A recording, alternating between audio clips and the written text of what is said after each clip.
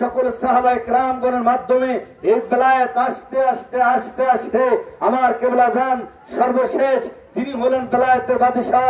তিনি সেই বেলায়েতের সেই মাকাম হাসিল করলেন। আমার প্রাণ ভাইয়েরা, কেবলা জান হুজুর বেলায়েতের সেই মাকাম হাসিল করার কারণেই আজকে দেখেন নিজের বাড়িতে আমরা সুইপার এনে টয়লেট পরিষ্কার করায়, কিন্তু বিশ্ব জাকের মঞ্জিলে গিয়া দেখেন বিশ্ব জাকের মঞ্জিলে যেই মানুষটা তার বাড়িতে টাকা পয়সা খরচ করে বাথরুম টয়লেট পরিষ্কার করায়, আমার ভাইয়েরা সেই মানুষটা বিশ্ব জাকের মঞ্জিলে গিয়া নিজেই ময়লার ভিতরে নেমে ময়লা পরিষ্কার করে, পায়খানা পরিষ্কার করে, পীরের দরবারে খেদমত করে, পীরের দরবারে খেদমত করে নিজেকে ধন্য মনে করে। এই বেলায়েতের শিক্ষা, বেলায়েতের আলো তার ভিতরে আসার কারণে দরবার শরীফে আমাদের কোনো খেদমতে আমাদের মধ্যে কষ্ট হয় না। আপনি জন বিক্রি করতে যান, বারবার শুধু সূর্যের দিকে তাকায়, কখন আজান দিবে, কখন বেলা যাবে। কিন্তু দরবার শরীফে দেখেন খেদমত করতে করতে একটা পর্যায়ে তারা কিভাবে এই দিনগুলি পার হয় আমার জাকের ভাইরা বুঝতেই পারে না। কারণ এই বেলায়েতের আলো তাদের কাছে আসার কারণে, বেলায়েতের পাওয়ার তাদের ভিতরে প্রবেশ করার কারণে এই দপ্তরে আমরা খেদমত করতে পারি। নসেদ হাত লক্ষ লক্ষ মানুষের খাবার, লক্ষ লক্ষ মানুষের খাবারের জন্য যত যা কিছু প্রয়োজন, দরবারে আশ্রয়ের জন্য যা কিছু প্রয়োজন আমরাই ব্যবস্থা করি, একটা লোকও আমরা ভাড়া করে আনি না। জোরে বলেন ঠিক না বেশি? দরবার শরীফে যতগুলি বিল্ডিং এর কাজ হয়, দরবার শরীফে জামে মসজিদের কাজ হয়েছে, আপনারা কি বলতে পারবেন যে আমরা বাহিরের থেকে একটা মিস্ত্রি এনেছি? বলতে পারবেন কেউ? আমার ভাইয়েরা, দরবার শরীফে ধান লাগানোর সময় আপনারা কি বলতে পারবেন যে আমরা বাহিরের থেকে কৃষাণ কিনে আনি? আমরাই দপ্তরে এই দরবারে আমরাই ধান লাগাই, আমরাই ধান কাটি, আমরাই পাট বুনি, আমরাই পাট কাটি, আমরাই এই দরবারে যাবতীয় যত খেদমত যা কিছু দেখেন, যা কিছু আপনি দেখেন সবই কিন্তু আমাদের নিয়ন্ত্রণ, সব আমরা। এটা কি বাড়িতে যদি কারো 5টা ছেলে থাকে, 5টা ছেলে মিলে রক্তের ভাই বিরাদার, 5টা ছেলে মিলে বাড়ির সবাই মিলেও কি বাড়িটা নিজের বাড়িটা মাত্র 5-6 জনের একটা পরিবার, এই 5-6 জনের এই পরিবারে তারাও কি সুশৃঙ্খল ভাবে কি পরিবার পরিচালনা করতে পারে? পারে না। কিন্তু দেখেন এখানে কেবলা জান হুজুর তিনি আমাদেরকে কেমনে কিভাবে তৈরি করে রেখেছেন।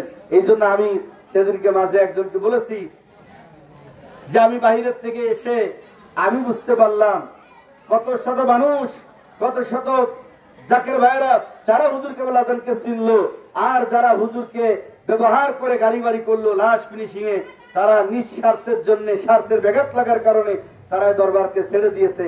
তা থেকে দরবারে কিছু আসে যায়? আসে যায় না।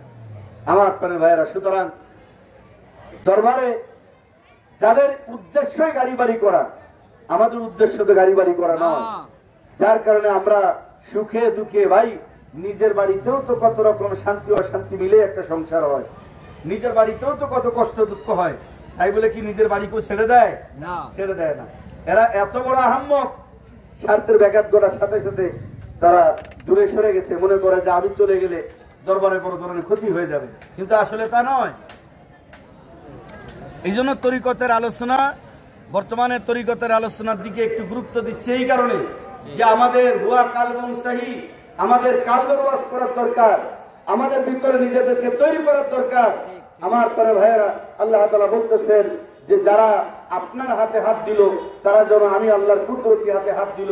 যখনই বান্দা পরিপূর্ণভাবে সারেন্ডার হইল, আমার কুদরতি হাতে হাত রেখে যখন সে কালেমা পড়লো, বায়াত হইল, যখন সে মিথ্যা থেকে গুনাহ থেকে সে তওবা করলো, আল্লাহ তাআলা বলতেছেন এরপরে আমি তাকে যখন বান্দা রূপে গ্রহণ করি তখন আমার বান্দা নামাজে মজা পায়, তেলাওয়াতে মজা পায়, দুরুদে মজা পায়, কবর জিয়ারতে মজা পায়, মাজার জিয়ারতে মজা পায়, আল্লাহর ওলির দপ্তরে গেলে মজা পায়। বলেন আমাদের ভিতরে শান্তি মজা লাগে কি লাগে না? আমাদের ভিতরে আলাদা একটা মজা লাগে। আমার আপনার ভাইয়েরা, আমাদের অভিভাবক, আমাদের পীর কেবলা জান, আমরা এই দপ্তরে মুরিদ হওয়ার পরে, স্বীকৃতি প্রাপ্ত হওয়ার পরে আমাদের ভিতরে যে শান্তি লাগে, যে একটা ভালো লাগে, এরপরে পুরুষেরা আমরা বায়াত হয়ে গেলাম। মহিলাদের বায়াতের ক্ষেত্রে আল্লাহ রাসূলের কদমে বলেন ইয়া রাসূলুল্লাহ, ইয়া হাবিবাল্লাহ, আমরা দেখতেছি সাহাবায়ে কেরাম আপনার কদমে বায়াত হইতেছেন, আমরা মহিলারা কি আপনার কাছে বায়াত হইতে পারবো না? মহিলারা কি মারা যাবে না? তাদের কি বিচার হবে না? আমার ভাইরা, আল্লাহ রাসূল অপেক্ষমান। জিবরিল আমিন আসলেন, সূরা আল মুমতাহিনার 12 নং আয়াত শোনায় দিলেন। আল্লাহর ভাষায় আল্লাহ কত সুন্দর করে জানাই দিলেন। মহিলাদের বায়াতের ক্ষেত্রে আল্লাহ তাআলা শোনায় দিয়েছেন, বিসমিল্লাহির রাহমানির রাহিম।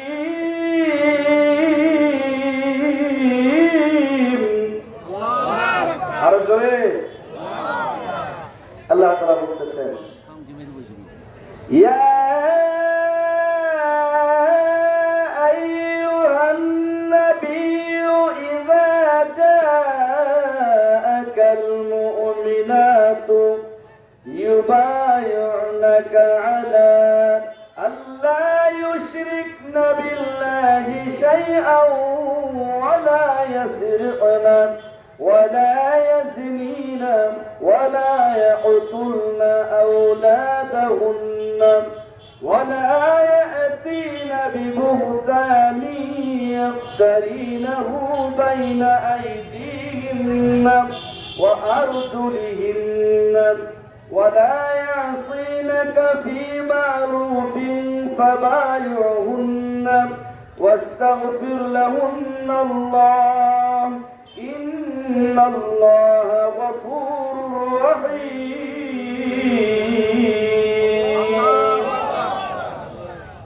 আল্লাহ তাআলা বলতেছেন কত সুন্দর করে। আল্লাহ বলেন, ইয়া আইয়ুহান নাবিয়্যু, হাবিব, ইযা জাআকাল মুমিনাতু, মুমিনা নারীরা যখন আপনার নিকট এসে, অনেকে বলে কার কথা বলবো? আমার সমাজে যারা ধর্মের কথা নিজেরা পালন করে, ধর্মের কথা ভালোভাবে বরণ করে আপনাদের সামনে সুন্দর উপস্থাপন করবেন, আজকে তারাই বলে মহিলাদের আবার পীর কি? মহিলারা আবার পীরের কাছে কেন? এমন ভাবে কথাটা বলে মনে হয় যেন আমরা কি একটা অপরাধের স্বামী। তারা তো আমাদেরকে দাগি করতে চায়, কিন্তু তারা জানে না আমরা তো জেনেই আমাদের পরিবার সহ আমরা বিশ্ব জাকের মঞ্জিলে যাই, ঠিক না ভাই? মহিলারা বাজারে যাবে, সমস্যা নাই। মহিলারা মেলায় যাবে, সমস্যা নাই। দোকানপাটে ভোগ করে ঘুরে বেড়াবে, সমস্যা নাই। মহিলারা একজনের হাত ধরে বাড়াই চলে যাবে, তাতেও সমস্যা নাই। পীরের দরবারে কেন যাবে? একজনের হাত ধরে বাড়াই চলে যাবে, তাতেও সমস্যা নেই, কিন্তু পীরের দরবারে কেন যাবে? এটাই সমস্যা। পীরের দরবারে আমরা পীর মুরিদি করতে গিয়ে নাকি আমরা শিরিক বেদাতে লিপ্ত হই। আচ্ছা, লক্ষ্য করেন, পীরের দরবারে গেলে বায়াতের ক্ষেত্রে প্রথম যে শর্ত দিলেন, আমাদের একটা দোষ আছে, আমরা বলি যে একজনে 4টে বিয়ে করতে পারবে, কিন্তু 4টে বিয়ে করার ক্ষেত্রে শর্ত কি? আমরা এটা না বলার কারণে এক যুবক তার নিজের স্ত্রীর শাড়ি কিনতে পারে না, আর একটা বিয়ে করে বই রয়েছে, আছে না এরকম? বিয়ে করা সুন্নত পালনে বসে রয়েছে। এই বিয়ে নিয়ে যে কত নাটক করতেছে আমার সমাজের কিছু মানুষ, নিজে 4টে বিয়ে করে 4টে বউ নিয়ে হাজির হয়ে উনি মিডিয়াতে বলতেছে যে আপনারা একের অধিক বেশি বিয়ে করেন, একের অধিক বেশি বিয়ে করলে এই সেই, মোটামুটি কিন্তু শর্ত কি এগুলো এত বলেন। মহিলারা বায়াত হইতে পারবে এটা বললেই শেষ না, এই বায়াতের ক্ষেত্রে শর্ত আল্লাহ তাআলা দিয়েছেন। প্রথম শর্ত আল্লাহ কি দিয়েছেন? আল্লাহ ইউশরিকনা বিল্লাহি শাইআ। আল্লাহ তাআলা বলতেছেন আল্লাহ ইউশরিকনা বিল্লাহি শাইআ, প্রথম শর্ত তারা যেন আল্লাহর সাথে কাউকে শরীক না করে। তাহলে আমার আপনার স্ত্রী দরবারে যাওয়ার কারণে শিরিকের সাথে যুক্ত হলো নাকি শিরিক থেকে মুক্ত হলো? শিরিক থেকে মুক্ত হয়, এটা ভালো না খারাপ? ভালো। এখন এরা কয় যে মহিলারা কেন যায়? এরপরে আল্লাহ তাআলা বলেন ওয়ালা ইয়াসরিকনা ওয়ালা ইয়াজনিনা ওয়ালা ইয়াকতুলনা আওলাদাহুন্না। আল্লাহ তাআলা বলতেছেন তারা চুরি করতে পারবে না। ঘরের স্ত্রী যদি চোর হয় ওই ঘরে কখনো শান্তি ফিরে আসে না। আসে নাকি? আসে না। আপনি তেল কিনলেন, কমসে কম 15 দিন হবে, কিন্তু সেই তেল মাত্র 5 দিনে ঘুরায় যায়। আপনি বলছেন সেদিন তেল কিনলাম, কই গেল? সেদিনে কন 10 দিন পার হয়ে গেছে, মানে আপনাকে ডাউন দিতেছে। 5 দিন কিন্তু ভালোভাবে 5 দিন যায় নাই। 15 দিনের তেল 5 দিন ভালোভাবে যায় নাই, সেদিনে কবে? 10 দিন না পার হয়ে গেছে তেল নিয়ে আসছে। এই তেল ঘাটতি পড়ার পিছনে কারণ কি? কারণ ছোট্ট কিছু বোতল আছে, ওই বোতলে আশেপাশে, ঠিক আছে তোমার 1 বোতল তেল দিব, আমার একটু দিও, তোমারে আমি 2 কেজি চাউল দিব, এটা দিও। আমরা তো গ্রাম সমাজে বসবাস করি, আমরা জানি।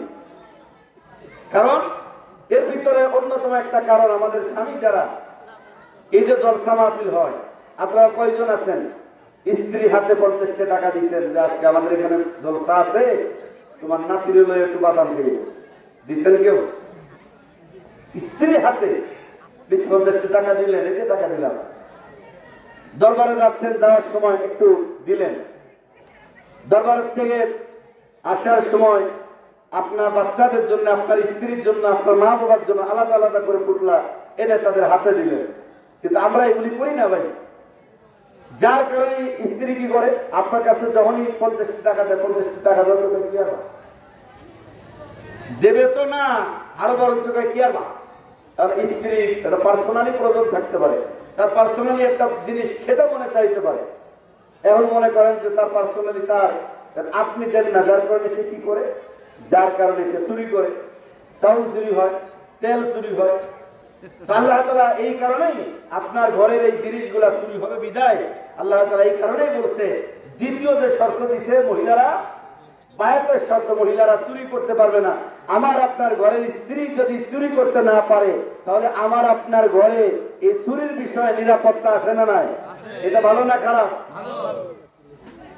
এরপরে আল্লাহ তাআলা বলেন, যারা জেনা ব্যভিচার করতে পারবে না। আমরা কত জায়গায় যাই, আমাদের স্ত্রী কত পরকীয়ায় লিপ্ত হয়ে যায়, আমাদের ছেলেরা লিপ্ত হয়ে যায়। আল্লাহ তাআলা বলেছেন বায়াতের ক্ষেত্রে তার বায়াতের অন্যতম শর্ত হলো সে জেনা ব্যভিচারে সে লিপ্ত হতে পারবে না। এখন লক্ষ্য করেন, আমার আপনার স্ত্রী দরবারে যাওয়ার কারণে জেনা ব্যভিচার থেকে মুক্ত। এরপর আল্লাহ তাআলা বলতেছেন নিজেদের সন্তানদেরকে হত্যা করতে পারবে না, আমার আপনার সন্তানের একটা নিরাপত্তা পাইলাম। এরপরে বলতেছে জেনা ব্যভিচারের মাধ্যমে যার সন্তানকে নিজের স্বামীর ঔরসজাত সন্তান বলে দাবি করতে পারবে না। সন্তান আপনার না, কিন্তু আপনার ঘরে লালিত পালিত হচ্ছে অবৈধভাবে, একজনের সাথে প্রেম অবৈধভাবে এইভাবে। যার কারণে বায়াত হওয়ার কারণে যে লাভগুলা, বায়াত হওয়ার কারণে যে লাভ আমরা পাই, আমার পরে ভাইয়েরা বলতেছে, কারণ এই ধরনের কর্মকাণ্ড হবে বিদায় আল্লাহ তাআলা মহিলাদের ক্ষেত্রে বলেছে যে জারজ সন্তানকে, অর্থাৎ অবৈধ সন্তানকে নিজের স্বামীর ঔরসজাত সন্তান বলে দাবি করতে পারবে না। এরপরে আল্লাহ তাআলা বলেছেন ভালো কাজে আপনার যতগুলি সুন্নাহ আছে, ভালো কাজ আছে, আল্লাহ তাআলা বলতেছেন ভালো কাজে তারা অবাধ্যতা করতে পারবে না। আমাদের মহিলারাও আছে না, আমাদের মহিলারা কিছু আছে, তোমরা এই যে পীরের দরবারে যাও, কি পাও, কেন যাও? এক মহিলা আর এক মহিলার করে ভালো কাজে অবাধ্যতা করতে পারবে না, বরঞ্চ ভালো কাজে আপনাকে সহযোগিতা করবে। এখন আমাদের সমাজে কিছু মহিলারা আছে ভালো কাজে অবাধ্যতা করে। আল্লাহ তাআলা বলছেন ভালো কাজে সে অবাধ্যতা হবে না। এই শর্তগুলা যদি তারা মেনে নিতে পারে, তাহলে আল্লাহ তাআলা বলেন হাবিব আপনি তাদের জন্য সুপারিশ করেন। আল্লাহ রাসূল আমার আপনার জন্য, আমার আপনার স্ত্রীর জন্য মহান আল্লাহ তাআলার দরবারে সুপারিশ করুক, এটা আমরা চাই কি চাই না? আমার আপনার ভাইয়েরা, আমার আপনার স্ত্রী বায়াত হওয়ার কারণে এই সমস্ত অন্যায় থেকে তারা বেঁচে গেল। এবার বলেন আল্লাহ তাআলার দরবারে আমরা প্রিয় হয়ে গেলাম, তরিকতের জগতে আমরা ভর্তি হয়ে গেলাম, তরিকতের ক্লাসে আমরা চলে গেলাম। আমার ভাইয়েরা, সমস্ত অন্যায় থেকে আমরা বেঁচে গেলাম। এই দপ্তরে যাওয়ার কারণে আমাদের জীবনটা ধন্য হয়ে গেল। বলেন আমরা স্বামী স্ত্রী মিলে দরবার শরীফে যেতে চাই কি চাই না? বহু চেয়ার দখল করা বহু নেতৃবৃন্দ আছে আমাদের সমাজে, যারা নিজেই ঠিক মতো যায় না, যদিও যায় ভাব দেখাইতে যায়। ভাব ভাব মানে বুঝলেন তো, ওই কমিতে কমিতে পার করে চলে আসে, নিজেও না, খেদমত করে না, দরবারে নামাজও পড়ে না, খেদমত করে না। দরবারে কি করে, মোটামুটি 8-10 জন মিল্লা জিল্লা এক জায়গায় বইয়া একটু চা নাস্তা, এন একটু বিড়ি সিগারেট খাবে, এন একটু চা খাবে, এন এই করবে সেই করবে করে মোটামুটি বিশাল জামাত হয়। সেই জামাতে দরবারে শুরু করবে না। বিভিন্ন ডিপার্টমেন্টে মানুষগুলি খেদমত করতেছে, একটু কি মনে চায় না আমি একটা খেদমত করি? খেদমত করবে না। বিশাল একজন সেজে গেছে, নিজের স্ত্রী দরবারে যেতেছে, তুমি দরবারে যাবে কেন? আমাদের জাকেতের ভিতরে বহু এমন আছে, তার ঘরের স্ত্রীকে বাধা প্রদান করে, তুমি কেন যাবা? তোমার যেতে হবে না, তোমার যাওয়া লাগবে না, তুমি থাকো। নিজের স্বামী স্ত্রীকে বাধা প্রদান করে, অথচ স্বামী স্ত্রী মিলে একসাথে দরবারে গেলে যে কি লাভ? হ্যাঁ, অনেক সময় সব সময় আমরা গাড়ি বাড়াতে পারি না, অনেক সময় অনেক রকম সমস্যার কারণে হয়তো আমরা পারি না, এটা আলাদা বিষয়। কিন্তু বিষয়টা হচ্ছে আপনার স্ত্রী যেতে চাইলে অথবা না চাইলেও আপনি আপনার স্ত্রীকে সামনে আগায় দিবেন, যাও তুমি একটু খেদমতে যাও। আমাদের বোনেরা, আমাদের ঘরের স্ত্রীরা তারা যদি দরবারমুখী হয়, এটা আমাদের জন্য যে কত বড় কল্যাণকর। আমার প্রাণের ভাইয়েরা, আমার স্বামী স্ত্রী উভয়ে তরিকতপন্থী হইলে ওই ঘরের ভিতরে বাচ্চারাও তরিকতের আমল শিখে যায়, মসজিদ চাউল রাখে, নজরানা রাখে, খেদমত রাখে, বিপদে আপদে তারা পীর মুর্শিদকে স্মরণ করে। আমার প্রাণের ভাইয়েরা, এমন একটা পরিবার, এমন একটা সমাজ আমরা চাই কি চাই না? যদি চাই তাহলে বায়াতে গুরুত্ব দিতে হবে, পীর মুরিদে অবশ্যই গুরুত্ব দিতে হবে। এখন আমাদের এই সমাজে পীর মুরিদ গুরুত্বই দেয় না। দেখেন না, বায়াতের ক্লাস হচ্ছে, শুনতে ভালো লাগতেছে না, আরে কি বায়াতটায় উড়ে চলে যায়, আমার কিছু আসে যায় রে মিয়া, তুমি যাও গা, তোমার এলাকায় আমি মাথা বিক্রি করে আসি নাই। আমার ভাইয়েরা, আমি যদিও হাতিয়া তোবার ব্যাপারে কথা বলি, ইনসাফ করে বলি, ইনসাফ বেইনসাফি ভাবে উল্টা পাল্টা ভাবে আমি চাই না। আমার ভাইরা, সুতরাং আমি আপনাদের কাছে প্রশ্ন করতে চাই, পুরুষের বায়াত হওয়ার প্রয়োজন আছে না নাই? আপনারা বলছেন, বুঝে বলতেছেন, মহিলাদের বায়াত হওয়ার প্রয়োজন আছে না নাই? যদি বায়াত হন তাহলে ইবলিশ নামক কুকুর থেকে আপনি বেঁচে যাবেন। যদি বায়াত হন তাহলে আপনার যে দুর্বল রোগাক্রান্ত রুহু, এটা আল্লাহর ওলির মাধ্যমে সবল হবে। এখান থেকে আপনি ট্রিটমেন্ট হবেন, এখান থেকে আপনি খেদমত করে আপনি নিজেকে পরিবর্তন করতে পারবেন। তাছাড়া একাকী কশ্চিন কালেও কেউ আল্লাহ তাআলাকে পাই নাই, কশ্চিন কালেও সে পাবে না। ঠিক কিনা করে বলেন? আমার আপনাদের ভাইয়েরা, বলতেছিলাম, নবীজির দাদা খাজা আব্দুল মুত্তালিবের কাছে এসে বলে, হুজুর, আরবে জমজমের নহর বন্ধ হয়ে গেছে, জমজমের পানি না, আপনি একটা ব্যবস্থা করেন। আরবের লোকেরা যখন আসলেন, নবীজির দাদা বলতেছেন, আমি তো পানি দেওয়ার মালিক না। বলে, হুজুর, আমাদের বিশ্বাস, যেহেতু আপনি খানায় কাবার মুতাওয়াল্লি, আমাদের বিশ্বাস মহান আল্লাহ তাআলার দরবারে হাত তুলে দোয়া করলে আপনার হাত কোন ক্রমে খালি ফিরাবেন না। নবীজির দাদা, ওনার কাছে আরবের লোকেরা আসলেন, তখন তো কোরআন আসে না, হাদিস আসে নাই, আল্লাহর নবীও দুনিয়াতে আগমন করেন নাই। আরবের লোকেরা কে তাদের শিখাই দিল? তারাও ভালো মন্দ বুঝতো, তারাও জানতো ভালো কিছু পাইতে গেলে ভালো মানুষের কাছে যাওয়া প্রয়োজন। যার কারণে আল্লাহ রাব্বুল আলামিন সূরাতুত তাওবা 119 নম্বরে আল্লাহ তাআলা জানাই দিতেছেন, যারা পারেন মহব্বতে আমার সাথে তেলাওয়াত করেন, পড়ুন বিসমিল্লাহির রাহমানির রহিম। ইয়া আইয়ুহাল্লাযীনা আমানুত্তাকুল্লাহা ওয়া কুনু মা'আস সাদিকিন। আল্লাহ বলেন, তোমরা যারা ঈমানদার, তোমরা যারা ঈমান আনছো, ইত্তাকুল্লাহ, তোমরা আমি আল্লাহকে ভয় করো, ওয়া কুনু মা'আস সাদিকিন।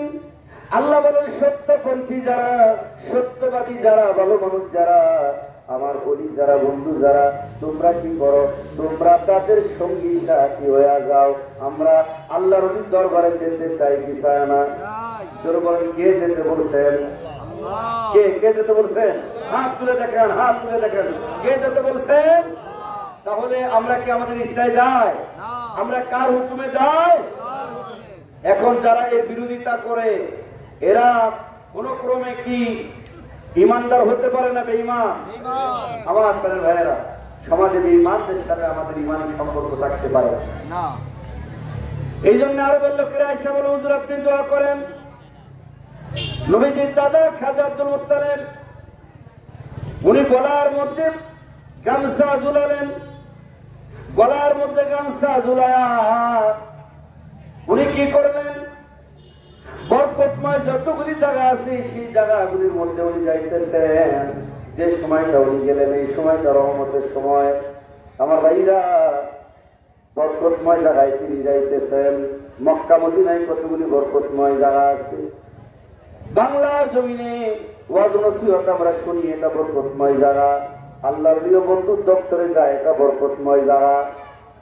আরাফার ময়দান দোয়া কবুলিয়াতের জায়গা, মিনার ময়দান দোয়া কবুলিয়াতের জায়গা, জাবাল আর রহমা রহমতের পাহাড় দোয়া কবুলিয়াতের জায়গা, হাতিমে কাবা দোয়া কবুলিয়াতের জায়গা, মাকাম ইব্রাহিম দোয়া কবুলিয়াতের জায়গা, সাফুয়া দোয়া কবুলিয়াতের জায়গা, মারুয়া দোয়া কবুলিয়াতের জায়গা, মুলতাজমের গর্ত দোয়া কবুলিয়াতের জায়গা, হাজরে আসওয়াদ দোয়া কবুলিয়াতের জায়গা, মিজান রহমত দোয়া কবুলিয়াতের জায়গা।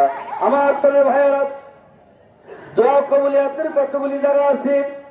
মদিনা শরীফের প্রথম মসজিদ, মসজিদে কুবা, 2 রাকাত নামাজ পড়লেন, একটা উমরা হজের সওয়াব হয়ে যায়, এটা দোয়া কবুলিয়াতের জায়গা। মসজিদে দুল কিবলাতান, 2 কিবলার মসজিদ, এটা দোয়া কবুলিয়াতের জায়গা। জান্নাতুল বাকি দোয়া কবুলিয়াতের জায়গা। আমার ভাইরা, নবীজির কদমের নিচে দোয়া কবুলিয়াতের জায়গা, বরকতময় জায়গা। নবীজির দাদা উনি চলে গেলেন মুজদালিফার ময়দানে চলে গেলেন। আমার আপনার ভাইয়েরা, বরকতময় জায়গাগুলিতে গেলেন। এবার উনি রহমতের সময় গলার মধ্যে গামছা ঝুলালেন। আমি দেখেছি আমার জাকের ভাইদের গলার মধ্যে গামছা ঝুলানো থাকে। দরবার শরীফে যাওয়ার পরে গলার মধ্যে গামছা ঝুলায় কি ঝুলায় না?